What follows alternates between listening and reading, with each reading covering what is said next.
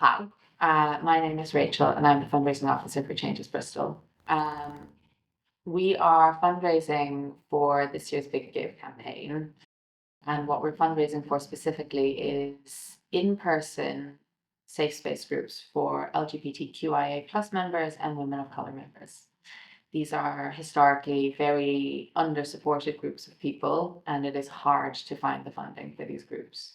So we have done it sort of on and off for both. And being a member of both communities, I would very much like for us to provide this in a reliable and stable way because that's what our members need. It's what people deserve.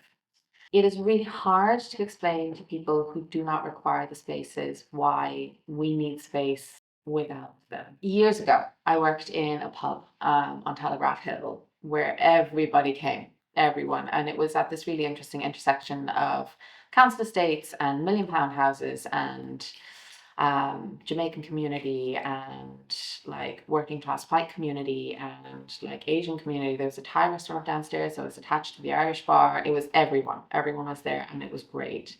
And in itself, it was a really safe space and it facilitated a lot of really great conversations about different identities.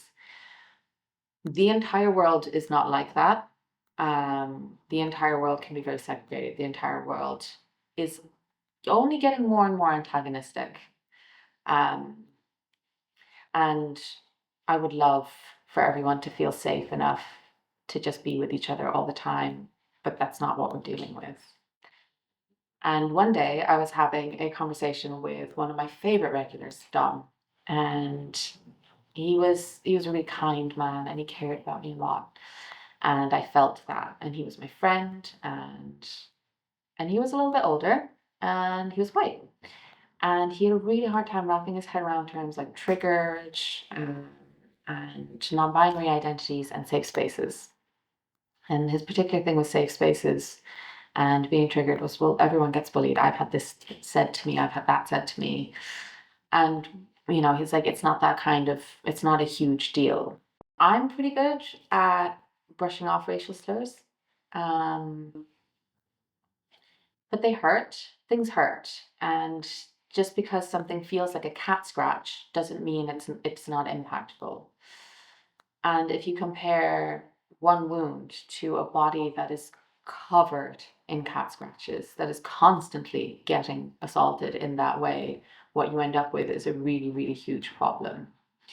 And when you are navigating a world that is constantly assaulting you, even in minor ways, it's really, really painful and really, really hard and exhausting.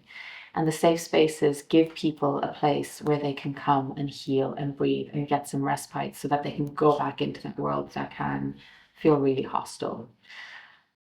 So I hope that gives you some context. And I hope that everyone who's watching these videos can understand that it's not that we don't love members of other communities. I have white friends, I have white male friends, and I love them dearly. But sometimes you just need a little bit of space to breathe. And I hope that the beautiful conversations that I've had with my wonderful colleagues on these videos could give you more context and information. So thank you very much for watching. Please give us your money.